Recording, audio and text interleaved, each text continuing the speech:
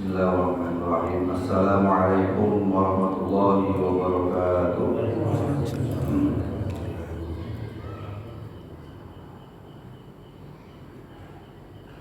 Ala hadhihi wa ala kunyatin salihah wa ala manna wa sallallahu rasulihun sunnah hadrat mu'allif hadrat kitab Syekh Sayyidina Maribari wa syekh kitab Syekh Muhammad Syawal Nawawi wa ala hadrati Ibn Syekh Syekh Muhammad wa lima sadaqina wa tasawwajna zawjatina wa antum khidmatna wa muslimin itu hidayah wa hidayah Allahumma salli ala sayyidina wa ala alihi wa تعالى وشفاعة رسول هذه وعلى كل مسلم أحشر الله لهم الفاتحة أعوذ بالله من الشيطان الرجيم بسم الله الرحمن الرحيم إياك نعبد وإياك نستعين صراط الذين أنعمت عليهم غير المغضوب عليهم الحمد لله رب العالمين Allahumma sholli ala sayyidina Muhammadin wa ala alihi wa sahbihi ajma'in amma ba'du. Faqala ta'ala bismillahirrahmanirrahim Rabbi shrah li sadri wa yassir li amri wahlul 'uqdatam min lisani yafqahu qawli Rabbana iftah bainana wa baina qaumina bil haqqi wa anta khairul fatihin amin ya Allah ya rabbal alamin. Hadratul mukarramin, segenap para jamaah Masjid Jami Baitul Hidayah, para sesepuh, tokoh masyarakat, para tuan hujat, para asatid, berkhusus kepada Natalin Ustaz tadi, pengurus DKM-an, ada Bapak Yuswadi, ada Bapak Yan Dasmi, Bapak Akilan, Bapak Toyo, Pak Haji, Pak bapak-bapak yang hadir pada kesempatan malam ini, khususnya mesti kita, Allah yang istiqomah bersama kita, Bapak Haji, jamaah sekalian yang hadir ataupun yang berhalangan dimanapun berada, semoga kita semuanya dan keluarga kita serta lingkungan kita ini senantiasa dalam limpahan berkah dari Allah Subhanahu wa Ta'ala. Amin ya Allah ya Rabbal alamin. Baik, kita akan lanjutkan kajian kita malam hari ini, masuk kajian fikih. Semoga Allah berikan kita malam ini ilmu yang bermanfaat. Amin. Bismillahirrahmanirrahim. Qala al-mu'allif rahimahullah ta'ala wa nafa'ana bihi wa bi 'ulumihi wa bi daraini. Amin ya Allah ya rabbal alamin.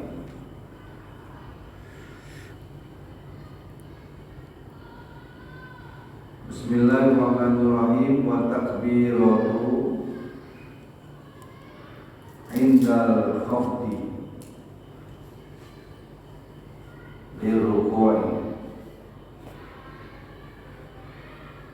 warraf'i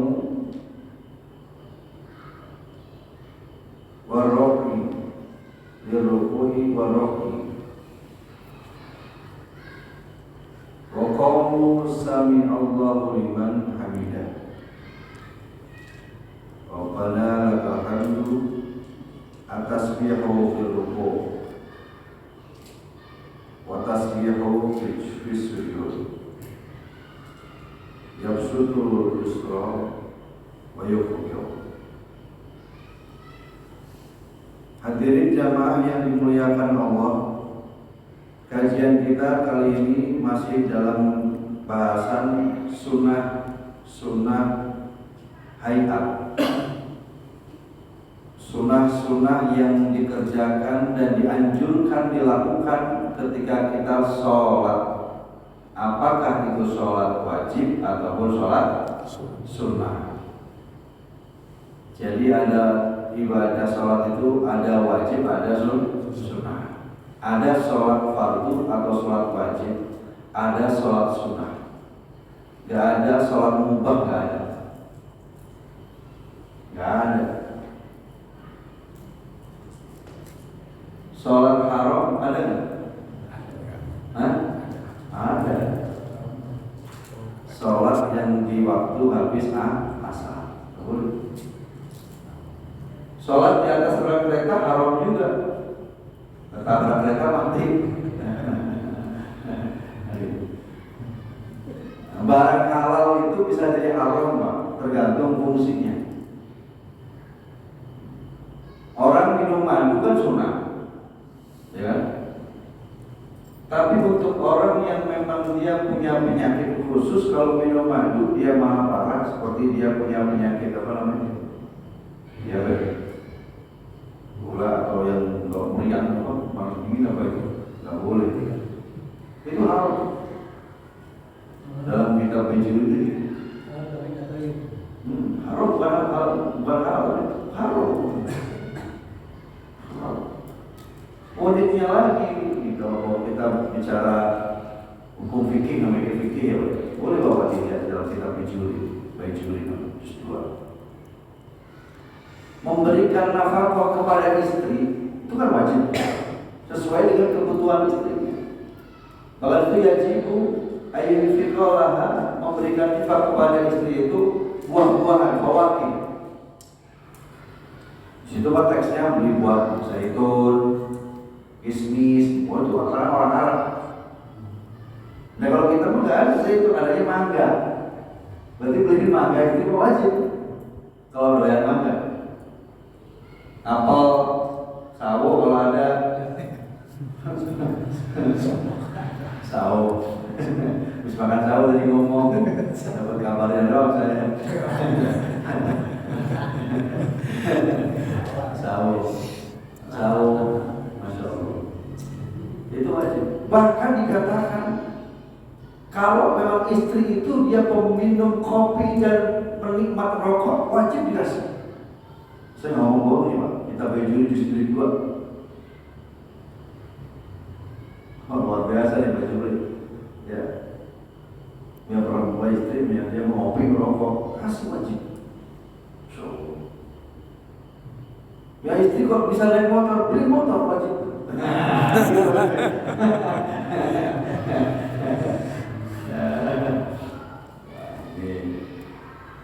Ini agak tinggi bahasa kita, agak tinggi. Mungkin bawa dengar ya, segitu.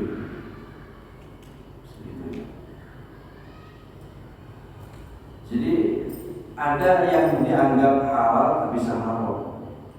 Ada. Seperti tadi itu. Kalau ada orang makan tanah boleh nggak?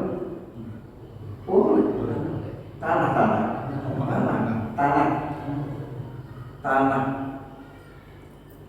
bahasa Indonesia apa? Rumah. Lemah itu.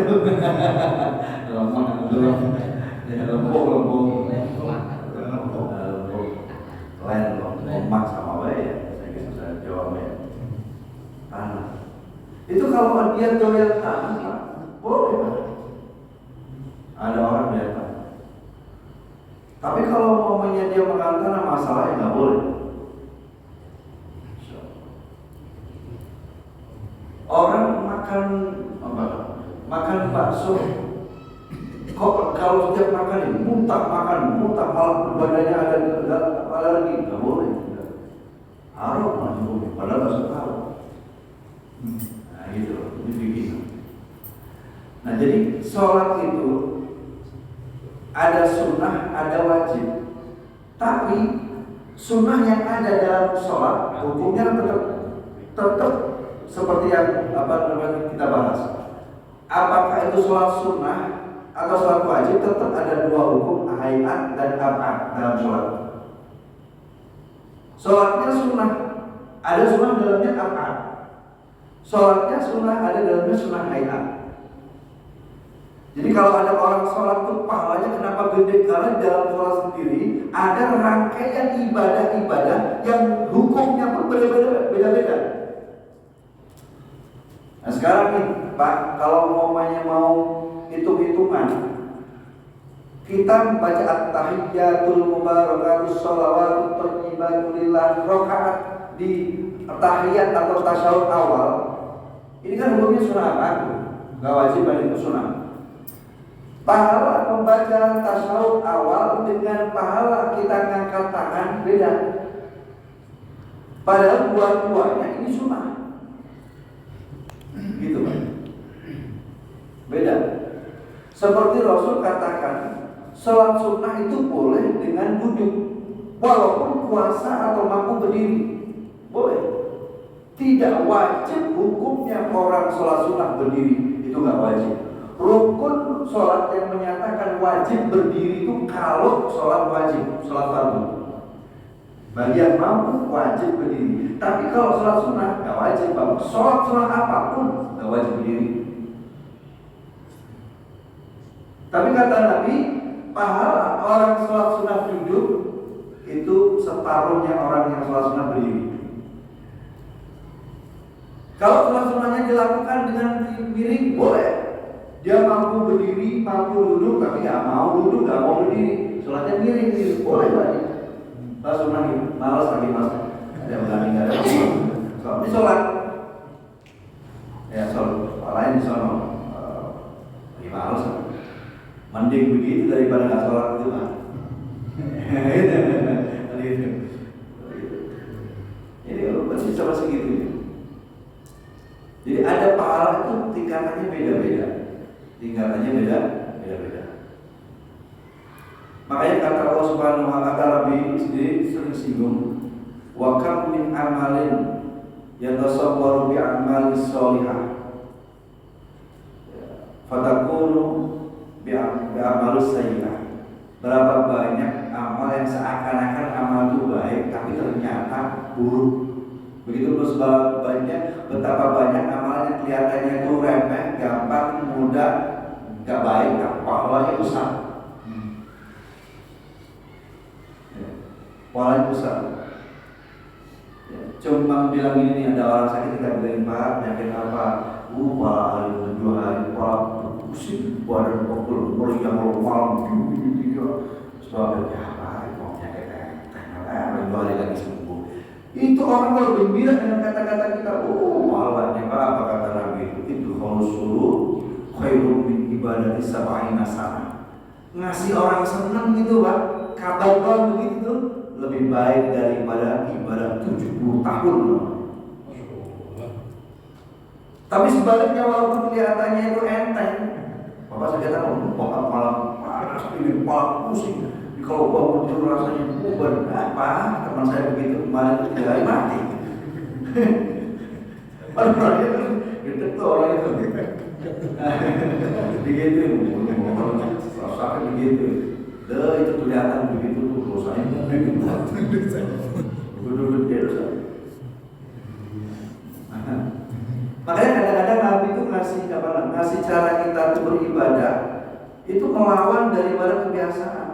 Contoh nih, kata Nabi afdolnya orang itu perintah kita untuk kurban itu perintahnya nyembelih apa?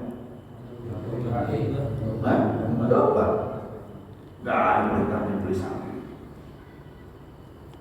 Tapi kenyataannya orang banyak kan beli apa? Sapi.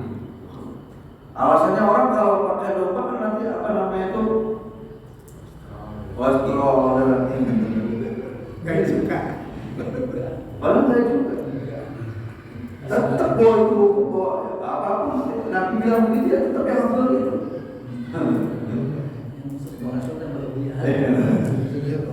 Itu yang dimakan tanduknya itu. Kolesterol itu tanduk dimakan. Ya bahasa usus buntu itu namanya. Jadi seperti itu. Makanya ada ada penyuluhan orang yang baik tetap kerja adalah sapi. Kambing.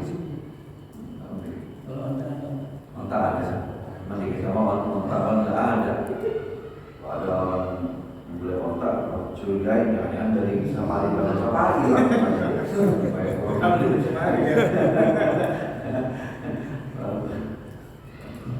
Lagian daging monta Pak, kita mah kurang doyan. Warnanya merah, bagaimana? Keras. Beda, kalau begitu ada rasanya beda sama daging sapi beda. Karena yang jual kan, Ini mahalnya luar biasa Pak.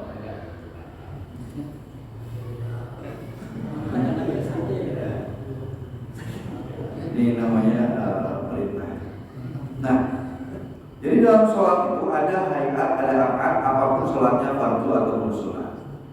Nah di sini dikatakan di antara sholat itu sunnahnya hayat, artinya kalau ini ditinggalkan, bapak nggak lakukan ini nggak masalah, nggak ada hukum selanjutnya mau ngapain, harus ngapain, tidak ada. Beda dengan akad, kalau kita nggak tasyahud awal, nggak tahiyatul yang pertama, maka kita dianjurkan untuk sujud sahwi.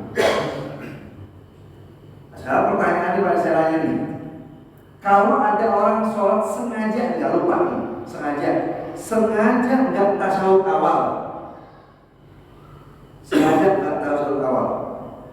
dia harus sujud sahwi apa enggak? Atau dia pikir-pikir begini, boleh nggak orang pikir-pikir begini? Saya mah nggak mau tasyahud awal, tak mending sujud sahwi cepetan. Ayo, boleh nggak begitu? Boleh. Mau sampai tasyahud awal deh. Buat sendirinya dia. Tapi sujud sahwi aja. Boleh nggak begitu?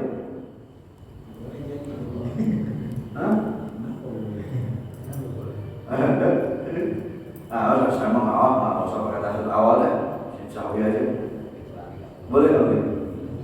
Nggak boleh. Sahwi itu artinya lupa. Orang dia sengaja untuk ngelakuin begitu nggak lupa, kan gitu. Jadi kalau ada orang nggak mau melakukan tasyahud awal, nggak usah pakai sujud sahwi, sah sholatnya. Nah, yang lupa, baru berarti ada sujud sahwi. Cuman mungkin perlakuannya nanti pahalanya beda, ke dia juga beda.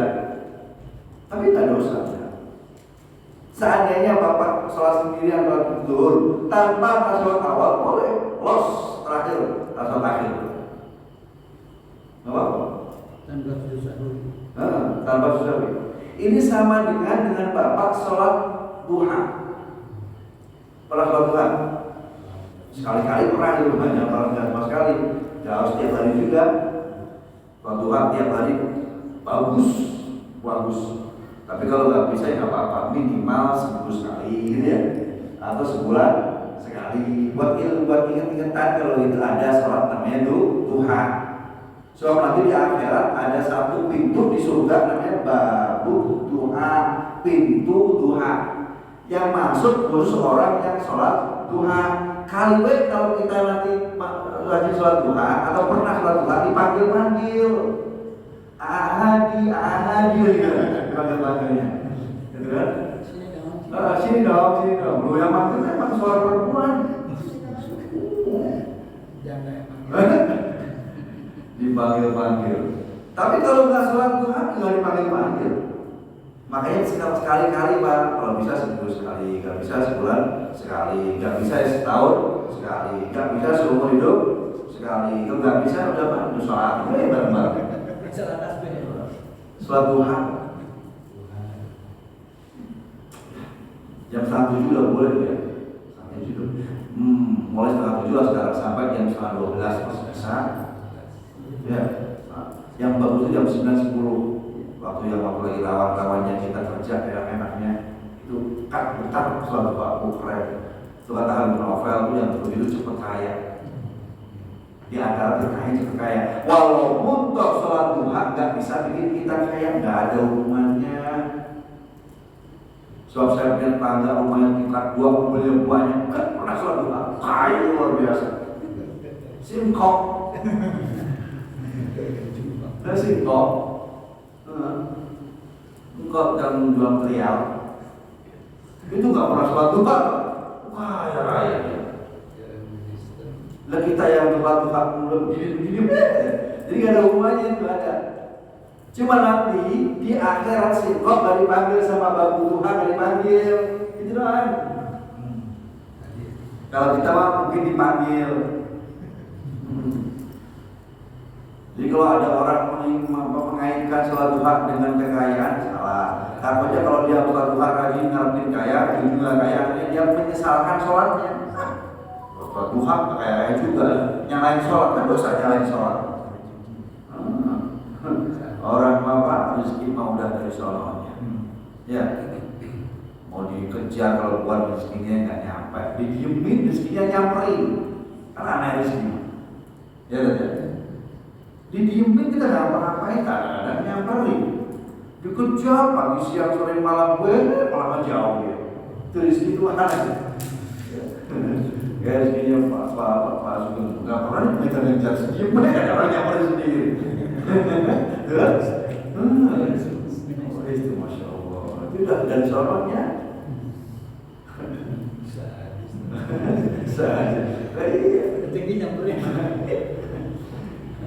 Bukan usaha ya.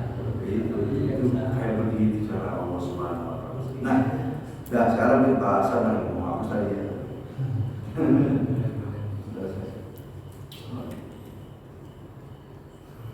Wa takbiratu indal khawdi lirukuk wa rafi. Ketika kita rukuk turun Allahu Akbar. Ini kita disunahkan membaca takbir. Ya. Allahu Akbar. Ya. Ini kita disunahkan baca takbir. Sunnah hukumnya. Kalaupun kita nggak baca nggak apa-apa.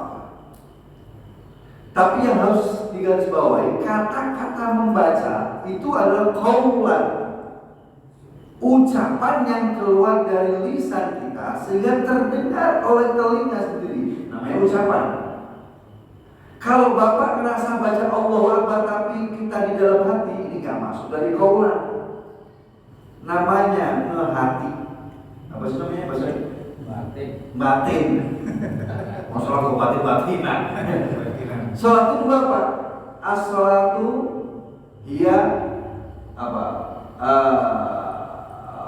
As-salatu hiya af'alun aqwalun muftatahatun bitakbir muhtatimatun bitaslim. Kan itu definisi salat. Salat adalah gerakan dan ucapan yang dimulai dengan takbir, diakhiri dengan salam.